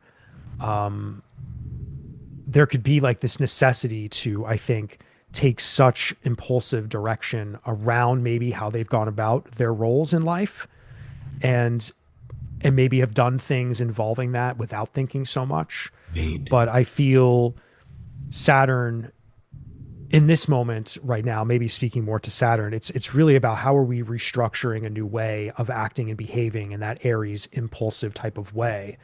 So maybe we could be a little bit more in alignment or grounded in that. That makes me think, there can be a deep I'm gonna work really hard to save the world. Like I'm gonna get involved in politics. I'm gonna organize. I'm gonna like there can be a strong sense of like working really hard to make the world a more ethical and loving place, but similar to the sixth house, but here now it's more about social purpose and society and politics, right? Like it's trying to do something good. That can actually be a like being very impulsive and quick to get involved and do the right thing or help. But that can become very exhausting. And I think a part of it is like, I alone am not strong enough to change the world. I alone am not strong enough to fight the evil, to make a change. It can actually become incredibly exhausting. And you can be like a political figure or trying to be a political figure that just like burns out. So we can go in that direction of like, working so hard and realizing I can't do it. And that's humbling. And that Saturn Neptune is like, how do I grow sustainably long term without all of the I need to make a change and I need to do something because it's going to create so much stress and it often actually unintentionally adds to the violence and to the dysregulation of the world. When we're trying to help out, but we're deeply stressed out and dysregulated, we end up actually adding more noise and violence unintentionally too. So the letting go, and then like that Saturn separating over time, what is my role? What is my path? What is my work? It might become this like spiritual organizing, political, there might be a path here, but there's a way to do it that that isn't fueled by this immediacy. I got to take on all this responsibility and weight. That might not work. Okay. 11th house. I have a good feeling about this one. Mhm. For some reason. So I Okay. think because like we're in such an Aquarian Uranian time right now, and I think all 11th house transits just are gonna be really interesting and just weird. Like any combination of like alien contact and like, you join a new political movement or like Yeah. everything. um Yeah. so there's a strong implication with Aries in the 11th on one hand of like for many souls, this is actually learning to be a group of one. You have to walk your path and not be afraid of individuating and separating yourself because whatever your circle of friends, community group, you're not going to resonate entirely with every single person in your life. In extreme cases, you might be afraid of being judged, of being different. Like I'm a part of this spiritual or religious or political group or community, but I have this view or this thing, or I do things differently, or I have a different vision. I live differently. Um, or it can just, I have a way of being that I'm called to walk a path. And if we suppress it because we're afraid of being judged or afraid of being different, then we're not allowing this deeper evolutionary impulse to actually express through our lives.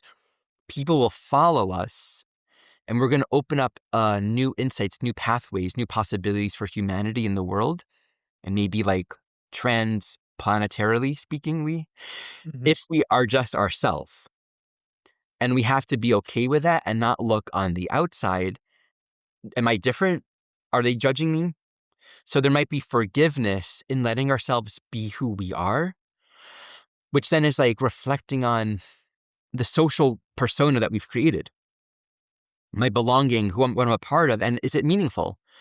Like I go to my groups and my classes and my communities and people see me as this, but it's like, great, but who am I? And I think in the 11th house, we find that what we are is not what we've been conditioned to be. So who am I outside of that? Who am I when I let go of these groups and these circles and these affiliations? So that's one dimension, and that's really from the perspective of strengthening and clarifying our own individuality, our own agency, and letting something emerge from there. On the other hand, there can be a very strong egalitarian nature here. You know, I want us all to come together.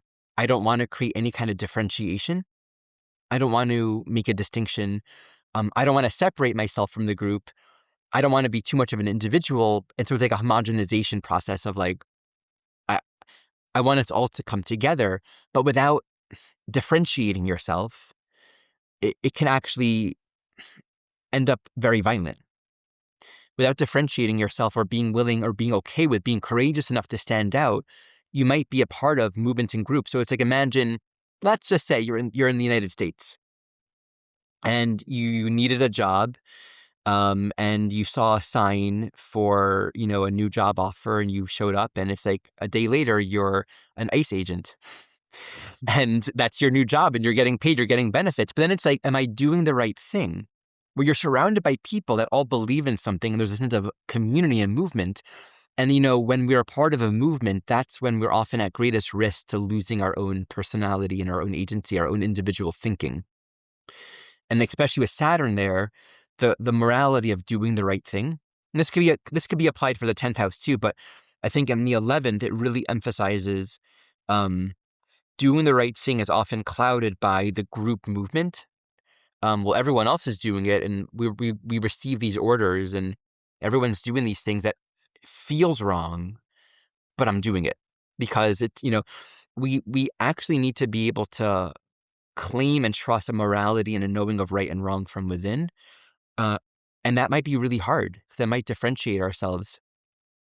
And this is a little bit dark, but I'll share the story because honestly, my personal perception is the way things are moving in the world, and particularly in the US, is, and I've heard you speak in some of your videos, so I know that you share this vision, the seeing, things are moving in a pretty intense direction. And we shouldn't be naive to the growing of darkness and kind of the misuse of power and authoritarianism that comes with the Saturn Neptune. I think that's very clear. Mhm.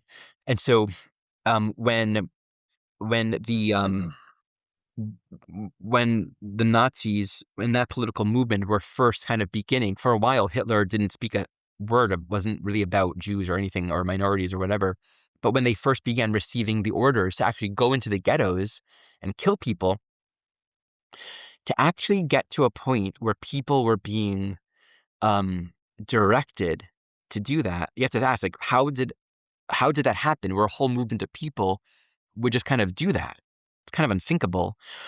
It took a lot of slow coercing and sort of building of the group mind, building of the group mentality. And a part of the rationalization was, well, we're building these concentration camps and they're going to lose their home anyway. They're going to inevitably die anyway. May as well just do it now, put them out of their misery now. And a lot of people, they did that. And they would, and I won't share the details, but you're looking at going to villages with families, children. I mean, it's like, and they would follow the orders, and they would do it once and they would feel sick to their stomach and they would walk away. But others pushed beyond that feeling of wrong, and they desensitized and they dehumanized. We need to be strong enough to not stand for dehumanization and stay in our humanity and stay in our innocence. And that's different than that naive egalitarian that's all right there. We respect all of humanity and all people, but we need to claim our difference and be able to make a distinction when necessary. And I think that's really important right now. Absolutely. Yeah, absolutely. Um, I think for the individual who has Aries here, finding your place in a collective mission that's actually viable and soul aligned can be very, very helpful. And in the process, whatever those people were involved in, the dissolving aspect and the fracturing of that will, I think, help shape their new worldview. But I think a lot of people are going to be disappointed in the groups or the alliances and that they have created for themselves, maybe. Mhm. And there's again this awakening nature around how do I find myself now within a group situation? How can I mature myself in this particular group or collective participation that they're involved in? So, but there could also be an element for people where their future vision of themselves is in the spotlight. So again, there's like an element of them in the world. And what is it around? Where is their inspiration now? Because maybe there's this element of dissolving away of their own perception that they had there before. So again, it's kind of reclaiming some personal agency and becoming more committed in something that could be bigger than themselves, whether that's in their own life, whether this is their friend groups and they need to break away, or whatever the case may be.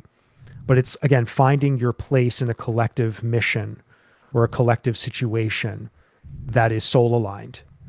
But what are you still caught up in, maybe? That is illusory. So, again, checking your blind spots and making sure you're getting too down and out and becoming disappointed, because the Neptunian dissolving aspect of that can maybe bring that confusion in these early days.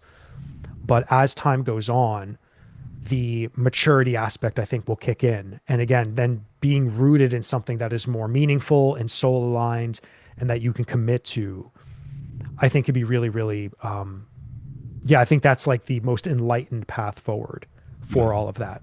Yeah. Yeah. All right. Okay, one more thought that comes up is Yeah. there's a temptation with Neptune to idealize a movement. So it's like Yes. Sure. whether it's a political movement or like a resistance movement or a political, right? And it's like um it's never really about I'm a part of this. I think the larger teaching, as per Neptune, is like we're a part of all of it. It's all a part of it. It's a part of us. It's there. It's it. And the revolution isn't an organization.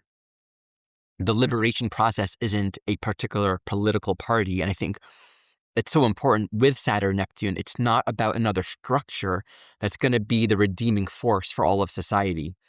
It's about who we're becoming from the inside and how we naturally come together when we're collectively all inspired. Right? I think that's what I'm hearing in what you just shared. It's like there's a our role in the group movement. It's like there's a collective inspiration that's bringing all of us together, and you don't need a .com or .org or an affiliation or a badge or a nonprofit in order for that to happen.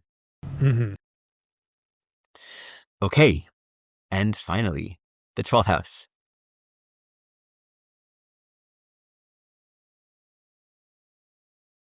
So this obviously emphasizes the Neptunian side to it all.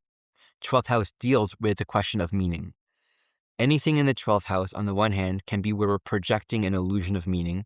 And so we become disillusioned or confused relative to what we've given meaning to. And there can be a lot of faith and trust placed in the 12th house that results in a deep sense of like, I thought it was real and I'm confused and I don't know what I'm doing. On the other hand, it's also where we're going to be surrendering all of our illusions and asking for what is true, surrendering to the fact of meaning, which again, like Neptune 12th, we didn't create the truth as much as we didn't create ourselves. And so the surrendering to the truth of it is actually an allowing of ourselves to accept what already is and to get into alignment with that. So there are two expressions come to mind. One, I am a superhero, powerful person that delusionally believes that I can do miracles and change the world. Like maybe, yes, abstractly speaking, like in the sense that we all have the potential to be like our brother Jesus, but like actually no, because there's no consideration for the boundaries and the limits of your human consciousness and how you are evolving right now on this journey. And so we are not as ultimate powerful as we might want to make ourselves to be in actual reality right now in lived expression. And so there can be a sense of trying to internalize this delusional, I'm the Messiah, I'm going to heal, I'm going to stand face to face with evil and just open my heart and love them, and that'll transform. And you do that and you get attacked. And you're trying to be like Gandhi, and then you get hurt. Or things don't happen, or just things get worse. And it's like, wait, I thought that love would save everyone. I thought that love would heal. I thought things would change, and you get really confused. And that can really lead to a deep, dark, nihilistic, what's the point? It doesn't matter. It's all anarchistic and chaotic. Apparently God doesn't exist, or God doesn't care, or God's just playing with us. And all of these ways that we reconcile with our own choice and confusion to have given meaning where there was none, where then we think that there's something wrong with the reality, but it was really always our own confusion. So where was the confusion here? We accepted something as true that isn't true. We misapplied ideas on the wrong level. So this could be an invitation to let go of our almost like childlike impulse to give meaning to our life as we imagine it, and just naively expecting that it's all going to work out if we just do the right thing or love, right? It's about removing the conditionality that we've projected on life, that if I love, this will happen. And it's learning some boundaries. What is my role? What is the way that I'm here to show up? And ultimately with the 12th, and this is about getting inspired, what is the way that love or meaning or purpose wants to act through you? And it may not it may not mean doing something big and heroic, right? Like it might literally mean like making some music, writing your book, or like doing the right thing in a moment where it didn't feel important, but like you saw someone on the street that needed help and you helped, but then it goes viral and it inspires like a collective movement, there's a way of being that is without concern with the result. It's not naive in that it expects something to happen as a result, but it's sincere and empty. So it's doing, but it's empty in the doing. Thus, there's a sort of non-doing that comes with it. I think that's one expression. This is like coming from the place where there's like this naive idealism. The other is any sandcastle of meaning and purpose. Again, the 12th house will simply emphasize the meaninglessness. So you can have a very strong Saturn and Aries reality here. I'm someone important. I'm doing this thing. This is what defines my life, my value, my role, my contribution to society. And then it's like depression, emptiness, meaningless. Like it just doesn't matter anymore. It can really emphasize that sense of like, why get out of bed? It doesn't matter. All the things that I've done, the world's going to whatever anyway. So that sense of futility can just come from a place of losing motivation, losing inspiration.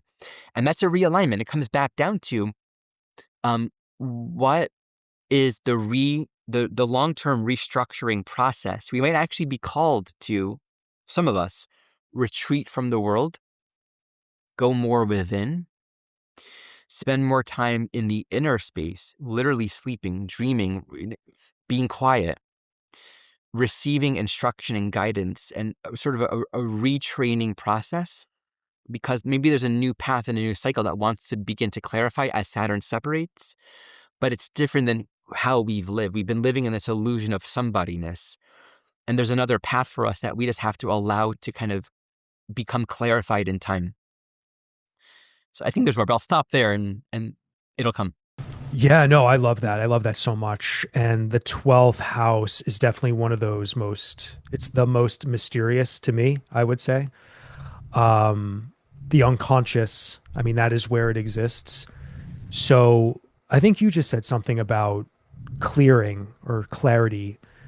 And to me, I just think there's an element of growth here with this transit where we must consciously surrender to deeper unconscious patterns that might resurface.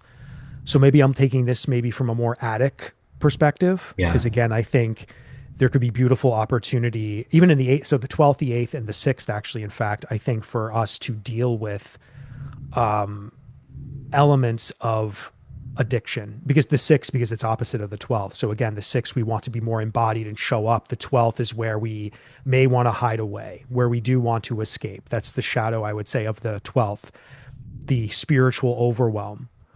But the growth of the 12th would be to consciously surrender, like you said, maybe to consciously retreat, to get deeper, to become more spiritually mature, and the deep psychic clearing that must be undergone for there to be that sobering reality for that version of yourself in the 12th house. So Neptune, again, is always going to act as a both and, right? It's going to either want to dissolve and further us into disillusion or blurriness or whatever. And Saturn is the force of reality and concrete, like, let's do this, this, this, and this, and stay grounded.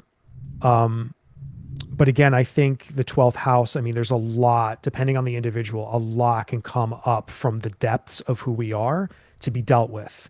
Now, are we going to face it? Are we going to run from it? Or are we going to find the best path of healing and maturity in the process? So how are we going to deepen our responsibility to our spiritual? And again, I say spiritual loosely because I'm not necessarily talking about like spirituality. It's just our deeper connection to ourself or to whatever it is that's meaningful to us. But, there could be a lot of karmic things that come up in the 12th house too. I mean, we can't avoid the 12th. The 12th is just where things are buried that we must deal with. So this is a 2.5-year cycle with Saturn where this is go time to get sober, to get real, to get mature. And Neptune will be there for over a decade, right? So who knows what that's going to be over the long burn. But again, I think the closer we can get to maybe a version of spirituality for somebody, that could be really, really useful. So again, the shadows, escapism, depression, right? Maybe there will be about a depression. Maybe there is. Maybe whoever's watching this, maybe you're feeling that already. But again, you have to look at Saturn as the saving grace, if all things considered, if we want to look at Saturn that way, where it can provide some kind of container. And if we just look close enough in our life, the container, the borders, the structure we need, it's somewhere. You just got to stay actively looking for it, you know? The the presence of depression and that sense of, you know, Mhm. life had meaning, but now it's like I'm not sure if this matters anymore. One thing that comes in the 12th is like the necessity of endings. And even Yeah. though it's before the first, so there's a full dissolving and a culmination process happening. Mm. And sometimes that ending is interesting because it's not always like what we think of as dissolving. Sometimes the ending is a process playing out. Like we have a role to play, and I don't want to take the responsibility, but you have to. Like you have something to do. For some people, it actually might mean making noise and being more in the world. Paradox. It actually often really does look that way. Um, but it's the same as a letting go of the world in the sense that it's allowing for a process to play itself out completely so that you're emptying it. You're emptying it. You're done. And if you're at a point where it's time to let it go and you're no longer involved, then let it go. If it's required that you are more involved to let it go, get more involved to bring it to completion, but you surrender it and you might take on a sort of social prominence and importance for a time, then so be it. Let it go. Let that happen. And if you're letting go of that prominence, that's okay too. But in things coming to a close, um, there's this greater recognition. I think there can be a deep serenity with this, and this is, you can take this as a prayer and an offering to kind of take inside. If you have this signature, and again, this is true for everyone because it's Saturn and Neptune, so these archetypes are there. There can be a deeper serenity for all of us in accepting the work that impersonally wants to happen and be brought to completion.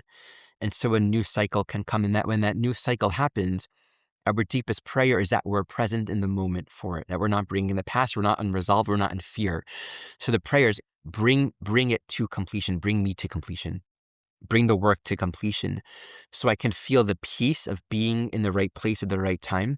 And the deepest joy in life is doing, you know, the work that creator or love or truth wants to do through us, like fulfilling our holy function, is like, that's where joy is not found through something other than coming into alignment with why we're here, giving purposeful direction for this life.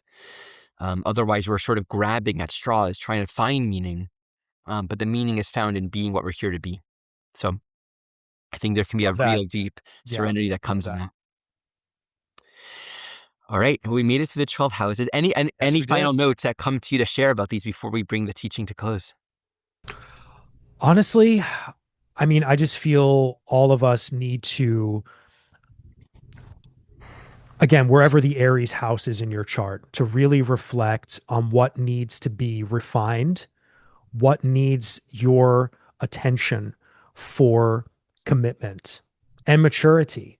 Because ultimately, Saturn will bring us lessons of hardship. And again, there's varying degrees of what hardship is. It could just be reality checks around something. Just like a partner in a marriage in the seventh house might have the realization, I'm no longer in love with my partner.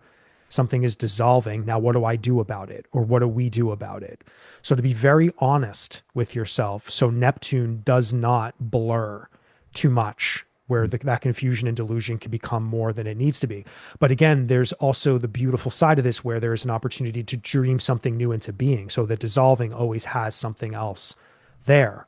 And we have to remember that. And Saturn is, that's the thing. Like, I think in this moment, Saturn can actually be a positive force for waking up to something else, So, I think we need to keep focus on the growth edges from this transit, but to acknowledge the hardship that could come briefly as we're navigating the change.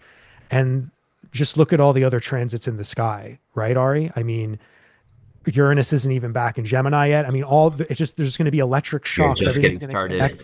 So this is really good meditation from this video, right? Just meditating on this video is just such good preparation. And for anybody lucky enough to know astrology or to watch my channel, your channel, anything to kind of get these insights early, this can be Mm, really incredible. We can set ourselves up for success. beautiful perspective. Mhm. All right, Joe, thank you so much for joining Yeah, of me. course. So It's a everyone, pleasure. check out the description. Joe, are there any event or announcements or anything that you would want my listeners to know about your offerings? I mean, really, if you just go to my website, you can see. I mean, I do client work all day, every day. I am now teaching mini courses and Cool. classes. So I do have some pre-recorded options, and then I host live streams for any of the students that sign up for some of my classes. But in all honesty, yeah, I'm just sort of getting started on the teaching journey. Nice. But yeah, the website has everything you need to know about me. Great. So we'll Yeah, put that below. And as awesome. always, I'm available for sessions. I have my newsletter and my new school living library, which is a way to subscribe to receive monthly released access to a new series of lessons every month. And progressively over a couple years, you receive my entire school curriculum. So you can subscribe to that. I'm also on the verge of launching an all access version of my library. So you subscribe and you actually have everything there. All right. Well, once again, thank you, Joe, for joining me. It's really, truly an Of honor and course, of joy to get to course. make this connection finally. And Yes, everyone, yes, a thank pleasure, a you. pleasure. Thank you all so much for listening. And until next time.